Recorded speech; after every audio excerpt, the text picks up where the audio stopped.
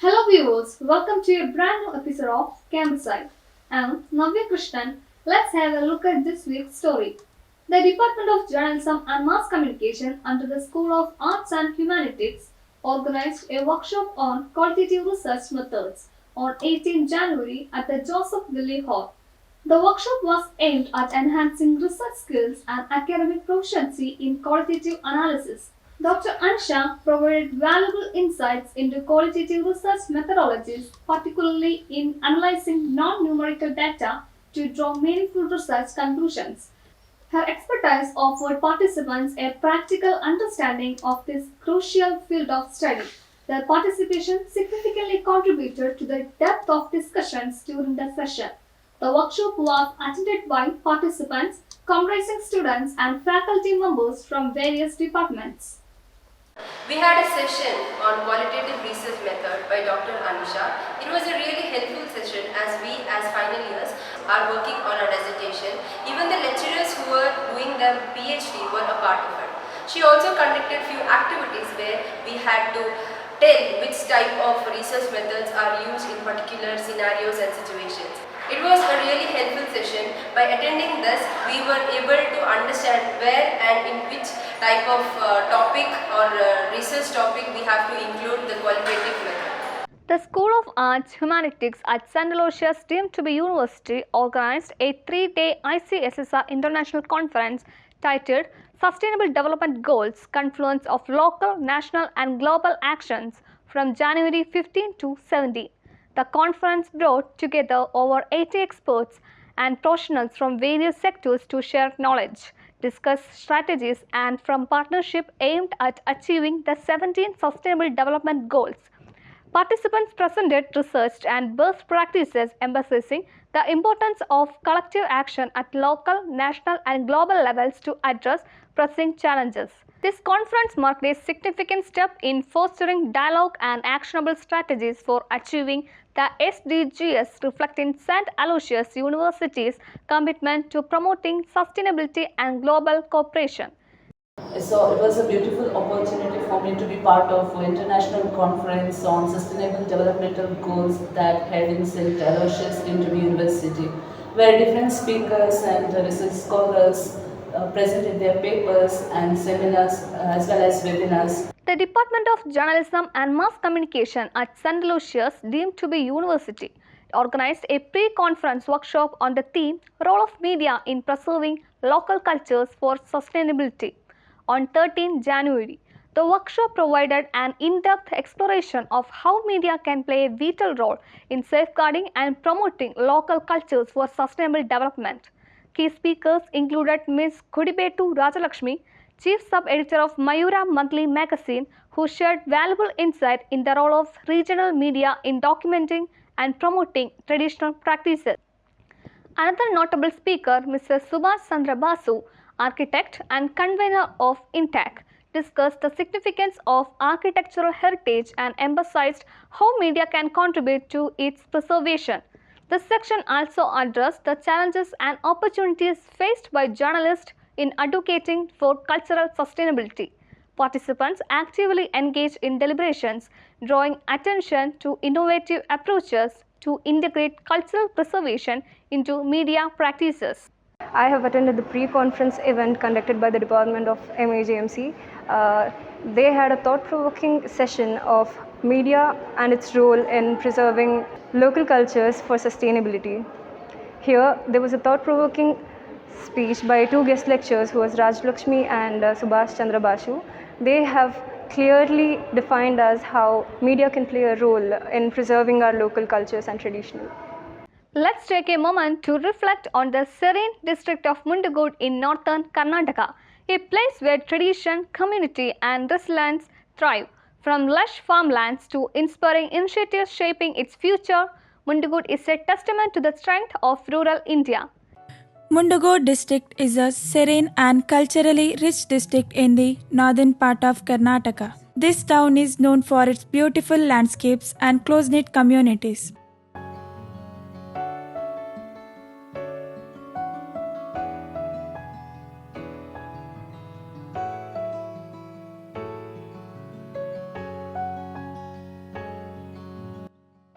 It has a number of beautiful villages where time seems to slow down and life resolves agriculture, tradition, and community. Here, farming is the main source of livelihood for many families.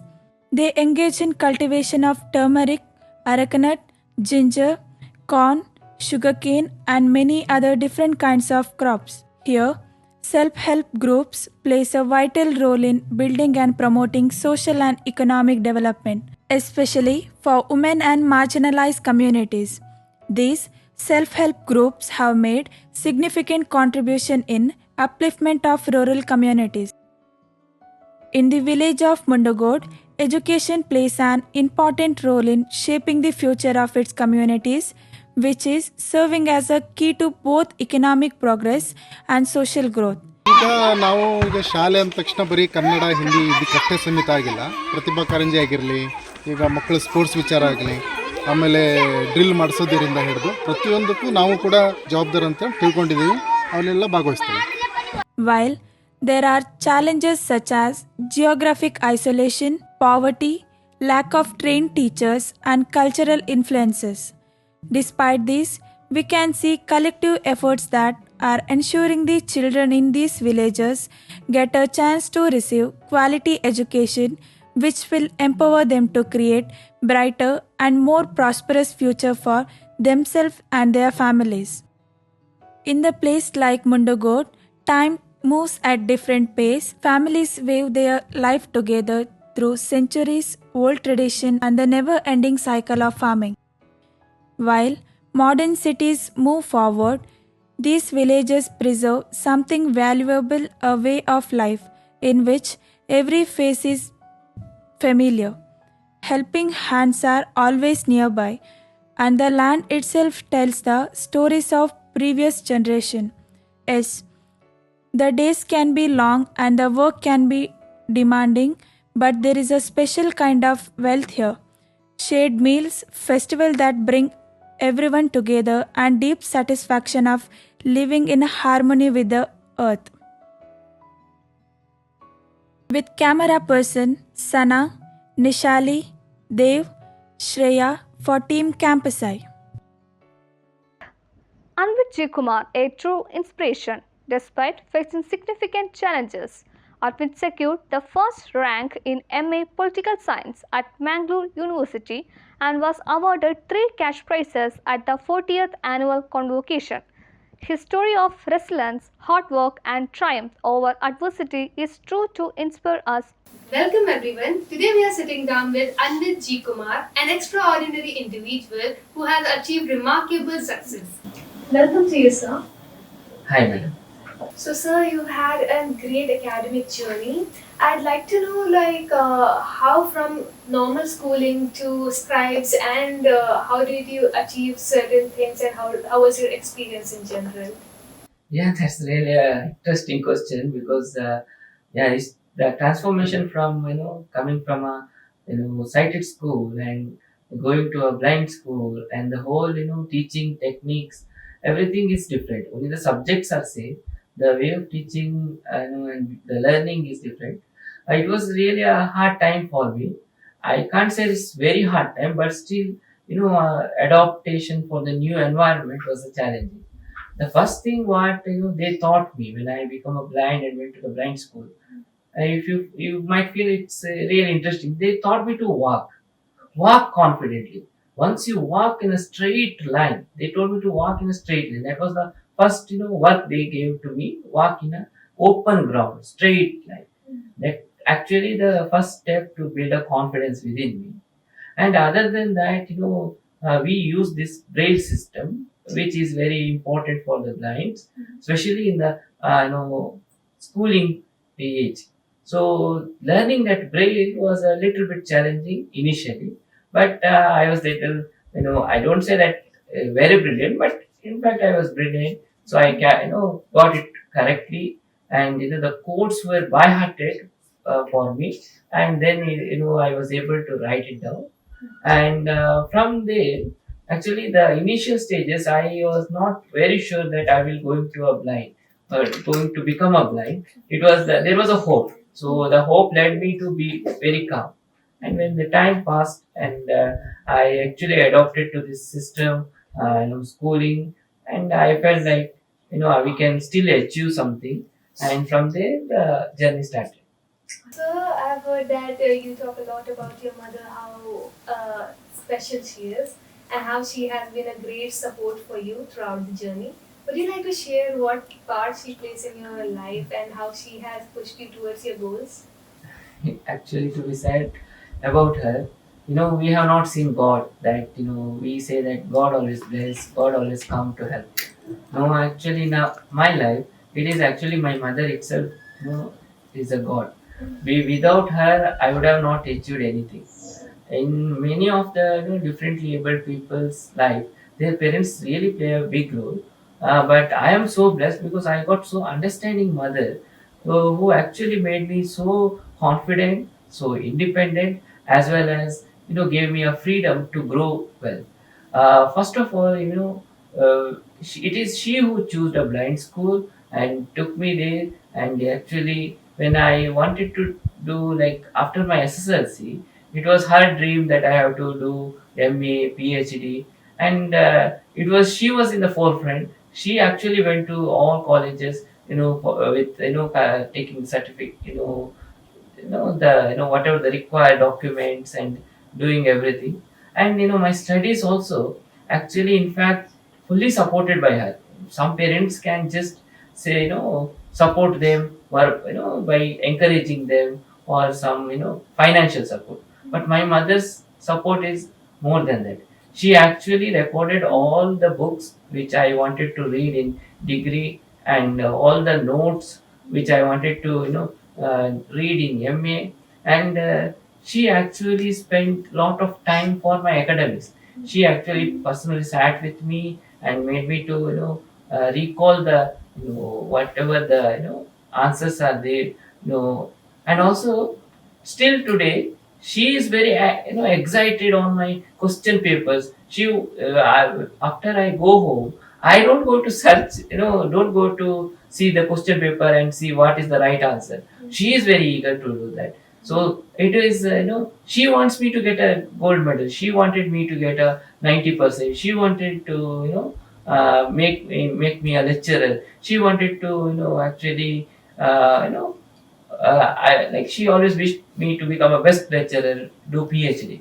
So this is her dream. Maybe her dream actually inspired me or motivated me something to do well. You actually use certain technologies as you has mentioned yesterday. So I'd like to know what sort of technologies you use to aid your studies. For a blind person, technology is the best friend. Without technology, we can't survive today. It starts with screen reading softwares. So what do you mean by screen reading software? Whatever there in the screen, it will actually read it for us. So this screen reading software, is there in phones as well as in laptops. For computers, laptops, you have to install a software called JAWS, as well as there is a government aided software called NVDA. And once you install it, whatever you type, it will read. Whatever there in the screen, it will read. And also, if you want to type, read as well as to extract the images, there is a software which will help. Especially in phones, you have separate apps for that. But in the laptops, the same JAWS or NVDA will help you to extract the sentence, like the image, like the image which contains the words and all, and it will give you in a word format and all. So this is a greatest help. And in phones, I use TalkBack, and TalkBack is is a there in all the phones. It's not for if you want, you can install. It is inbuilt. And in settings, if you go to accessibility, you will get the TalkBack. If you on it, then that phone is accessible for the blinds. We can use it. This is very important and needed. Other than that, to read, recognize image, you have many apps for that. And also to read the image, you have apps for that. And also now you have certain apps like Ally and all, which works with AI technology. actually, if you want to recognize something which is which is there in front of you, you use that app, open it, and focus it on the certain area. It will actually tell you what is there in front of you. It acts like an eye for you, and it's working very well with internet connectivity. So there are many things like many apps which actually does the same work. So because of all this, our works has become very very easy. Amazing. So, can you share us about your classmates and the professors who have really encouraged you throughout the journey? Any stories would you like to share? Without mentioning them, actually my story of success, I think it never going to end. So they actually played a very very important role. See, till SSLC we were in the blind school, our friends were also like us. It's okay, the whole supporting structures are equal, like we had braille system, everything. But once you come out of it, when you actually mingle with the sighted people, it becomes literally little bit of challenging. If they accept you as you are, then no problem. If they are not going to accept, then you feel lonely, ignored, and all. But in my case, God's grace, it didn't happen. When I went for PUC, I had many questions whether they will accept or what will happen. No, it is the students actually in the initial stages, and I mean the classmates, stood with me. They actually helped me to go, around the college, and for any works, they actually came with me, and they gave their class points, recording everything. And when I came to degree, it was they who actually supported me by full heart, taking me to library. See, that time these softwares were not there. Whatever I mentioned, image recognition, screen reader was there, but it does not have certain features which we have now. So you eventually wanted to depend on somebody to record for us, to read for us. So my mother used to record the books which I sent home, but my friends, classmates, used to record the class points which they wrote for us, and also they used to take me to library, and they used to search books for me. This is actually the greatest support I received from them, and teachers, they also played a very significant role. When I was in degree, I still remember it was my political science teacher called Joyce who actually encouraged me to walk using the stick, I mean the mobility, and she was well aware of it. It was my political science madam called Rosevira. When she met me for the first time, she said, "You have to do something great, something big," and she said me. She gave her number and said, "If you want to interact with me, don't come to my department. Give me a call." Such understanding they had. My history lecturer, Dennis, he actually had the soft copies with him, including the question papers, not only the subject related materials. He sent it in the mail. So it was a very useful thing. I don't wanted to depend on anybody else for reading purpose. He sent everything in soft copy, and it's a long list. Whatever possible from their side, they have helped me out. They have arranged the scribes. They have actually supported me. When I was upset, my madams used to call me and ask what happened, everything and all. And they actually became a big backbone support. Still, it continued with the MA. They were also good. But that journey with PUC degree, that was a really great stepping stone. And they still support me. They still love me. So that's what makes them to support me forever. Yeah. What aspires you to become a lecturer, and what is the passion behind it that you want to become a professor? Initially, the concept of me becoming a lecturer actually sold by my one of madam. She was my blind school teacher, primary school teacher, and when my mother asked what were like now my son has become a blind, so what is the job which is suitable for him? My blind school madam said, "You make your son a lecturer." So that it was fixed. So I have to become a lecturer when I was in 6th standard. But slowly, it was actually more suitable job for me because I speak well. I have a ability to convey the messages very well to the students, and I felt you go for corporate sector or any other sector, you don't get such a happiness which I am eventually like which I am getting now. Go with the students, interact with them. They actually teach you something new, and you also teach them something new. And the risk factor compared with other teaching has a less risk factor. This actually eventually drew me to the lecturing field, and I wanted to become a lecturer. But today, what I feel, no, you go back to students; they are the real strength. When I worked as a guest lecturer, then I came as a PhD student to the same department. It is actually that student actually stood with me. One of them became my roommate, took care of me very well. One of the student, went to library, searched for me for all the books, xeroxed it. They understood me very well. They actually took me, all the places wherever I need, and that is a real strength.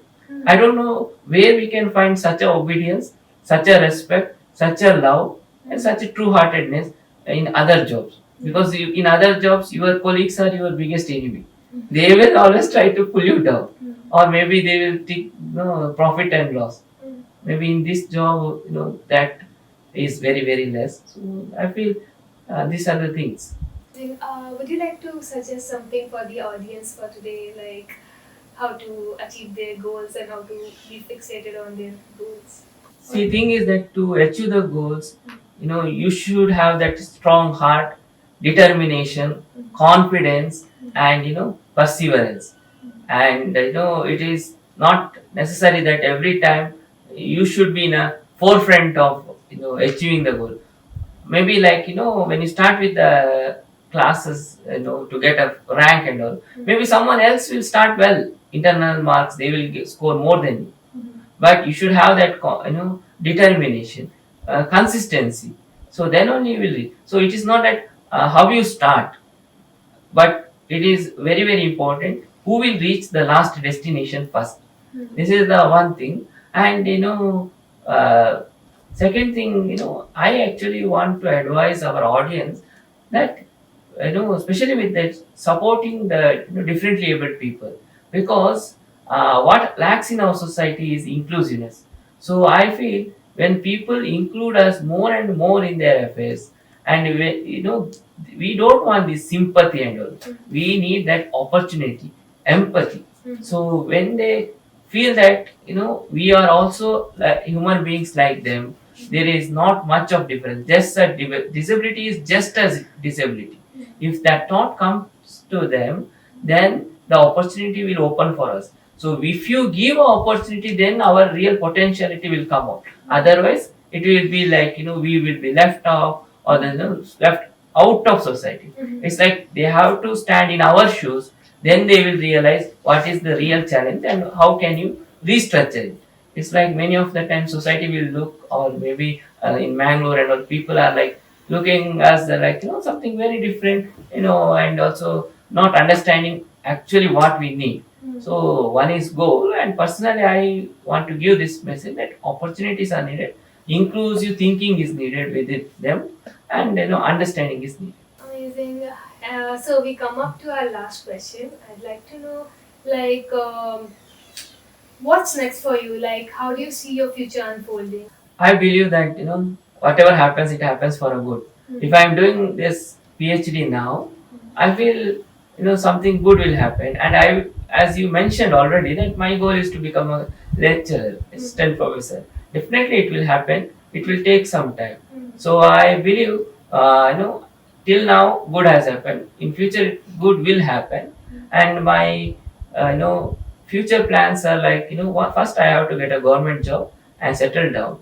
And secondly, once I am comfortable enough, then I have to do something back to this society, because I have witnessed many differently able people suffering with many things, and I personally have come across many challenges like that. So I personally now feel that something to be done with the society, because what you considered as a success have just given us maybe more ego or more a confidence, but has not given satisfaction. So I always tell students, if you run behind success, definitely you will get a success. You will laugh, or you feel happy for one day. You may get some joy, but if you need a satisfaction, you should do something for the society. And if you stand for others, definitely that satisfaction, that happiness is for lifetime. So this success actually even given me many things, recognition, everything. It's all fine, but that satisfaction will come when you be for others, stand for others, do something. So I also believe that something has to be done. There is lot of areas where the work has to be done, in the field of this differently abled. So has that goal. So a government job and something from the society, and I feel that my life will be, eventually folds very good and for others. So it stands. Thank you, Anvi. Thank you for joining us today for the interview. It was really pleasure talking to you. Thank you, madam. And it's nice to, interact with you. Thank you so much for calling me, and thank you. That's all for this week's Campus Eye. See you next week. Until then, stay tuned.